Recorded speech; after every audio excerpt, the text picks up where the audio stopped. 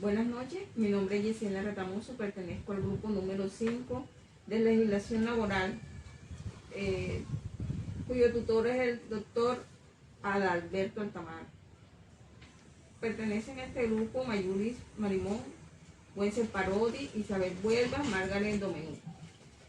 En la noche de hoy tenemos a nuestro invitado, el doctor Julio Navarro Manga, abogado y microempresario.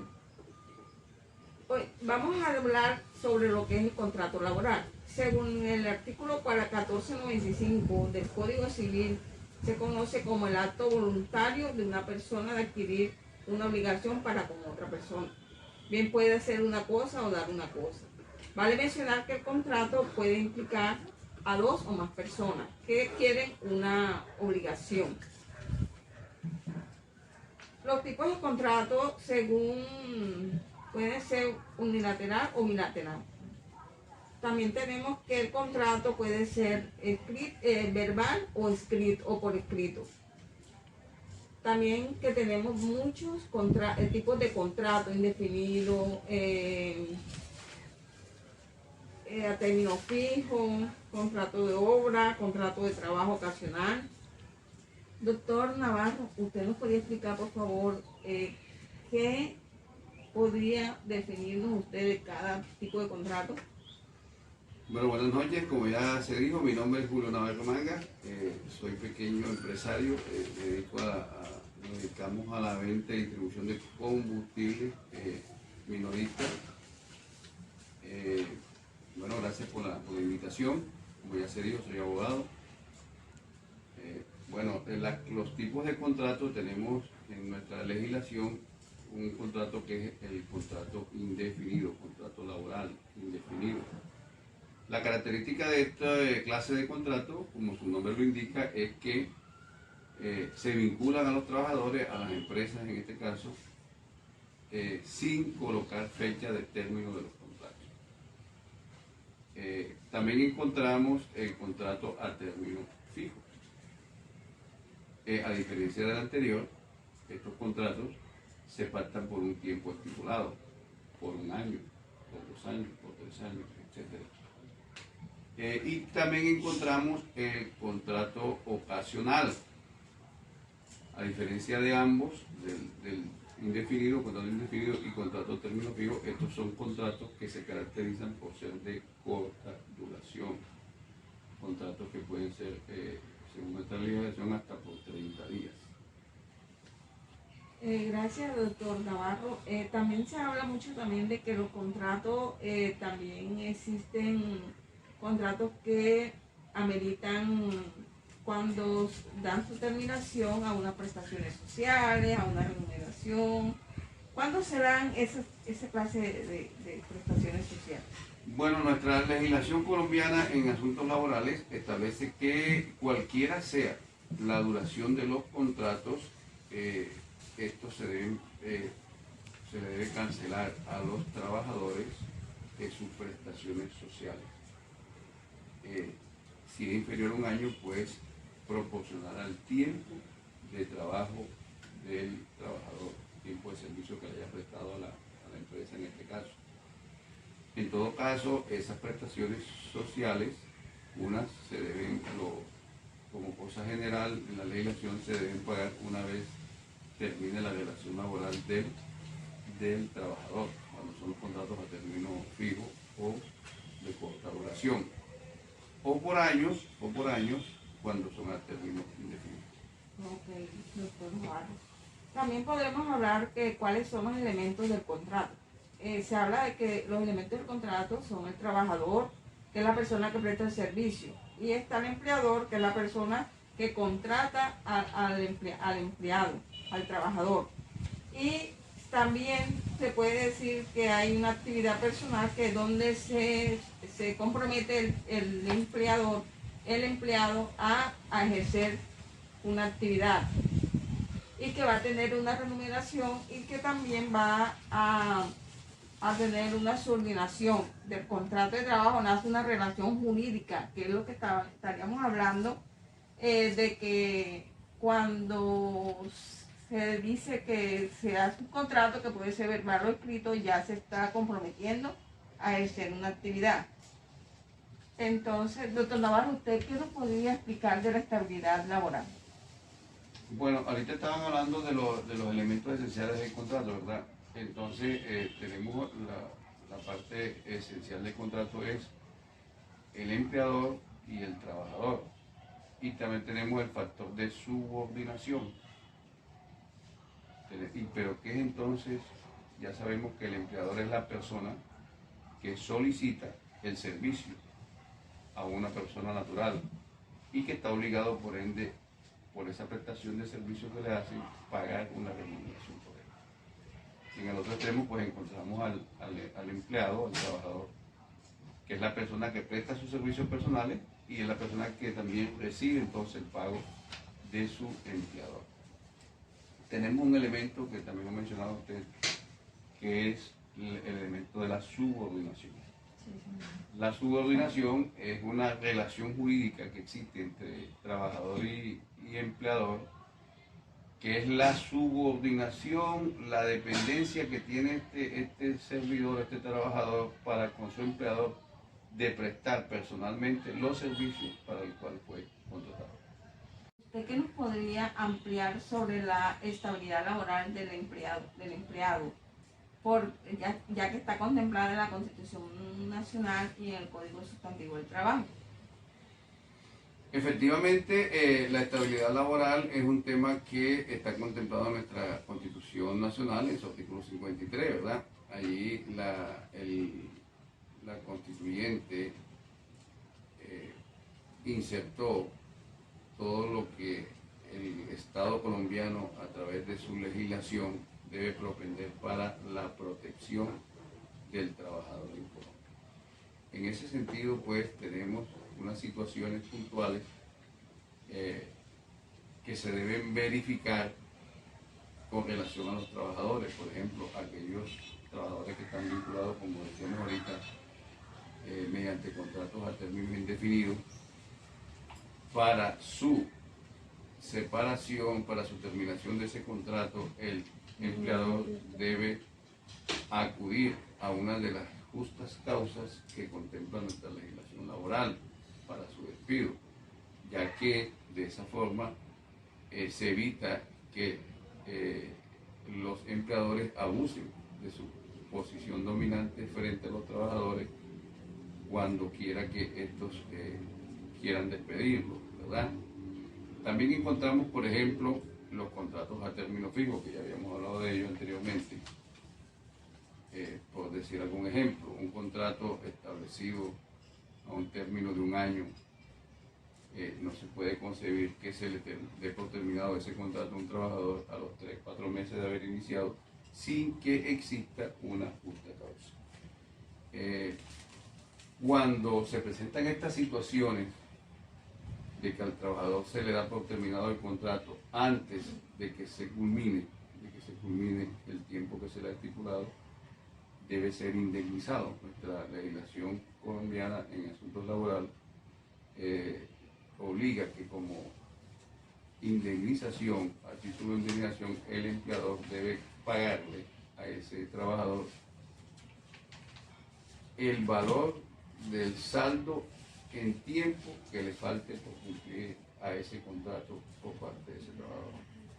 Traduciéndolo en términos más claros, si a un trabajador se le da por terminado un contrato sin justa causa, eso tiene que verificarse que no haya justa causa.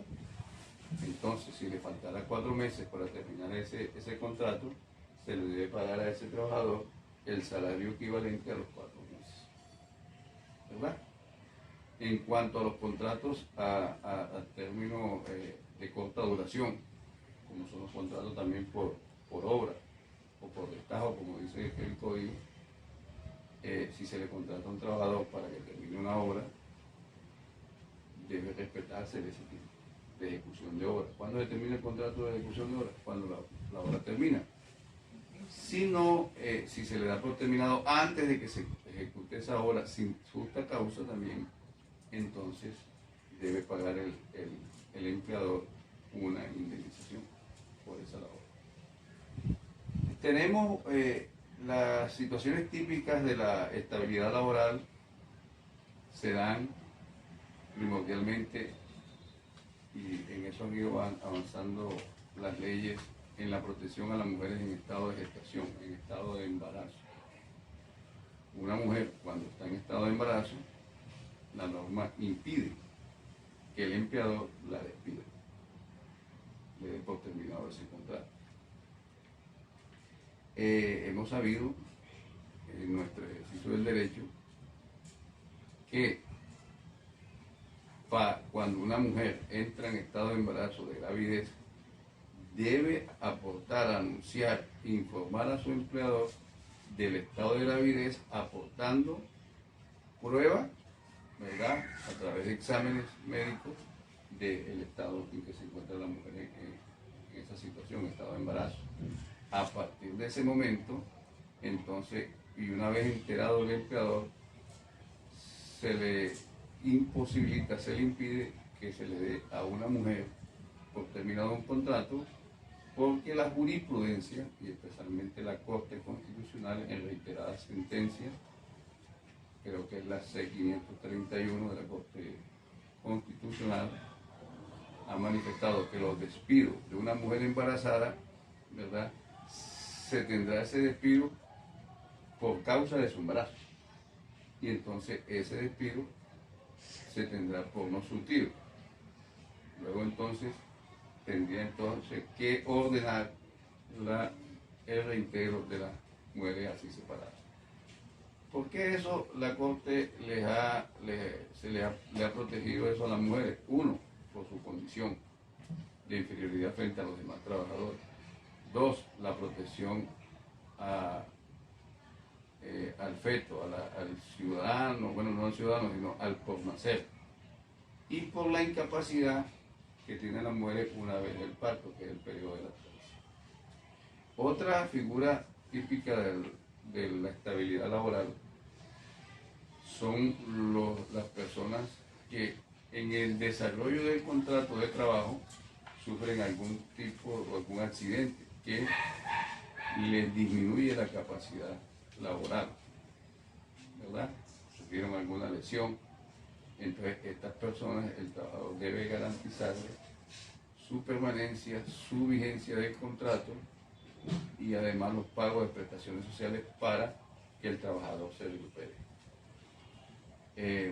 Otra situación que se presenta como ejemplo de estabilidad laboral son el caso de los sindicalistas, las personas que tienen fuero sindical.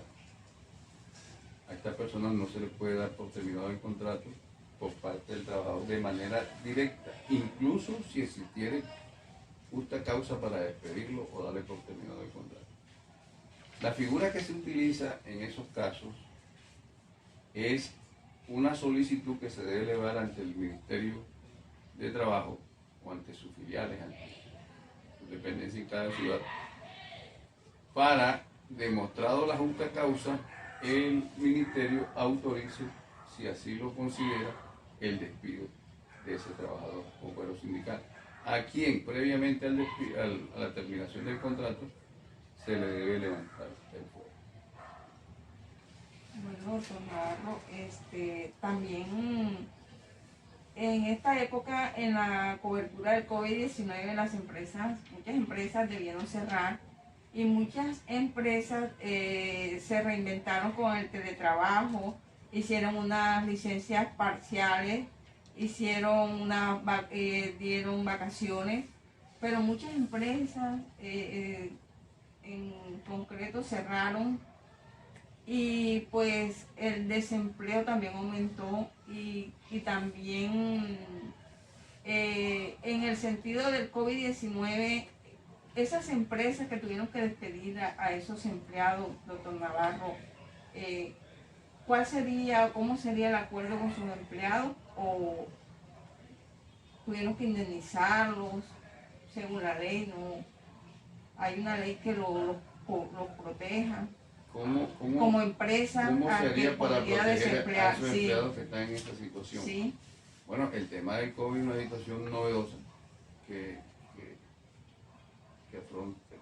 hay el país y el mundo, donde no por capricho de los empresarios, ni por situaciones atribuibles al trabajador, nos hemos visto inmersos a cierres, a unas bajas mínimas en las ventas de las empresas, la producción, etcétera, que inicialmente cuando comenzó la pandemia en marzo del 2020, que se cerró por completo prácticamente el comercio y la actividad laboral presencial, se vieron obligadas o nos vimos obligadas muchas empresas a cerrar.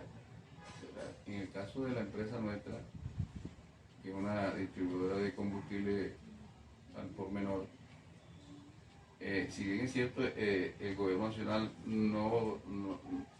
estos negocios estuvieron dentro de las excepciones, he sabido pues que otras empresas tuvieron que cerrar completamente.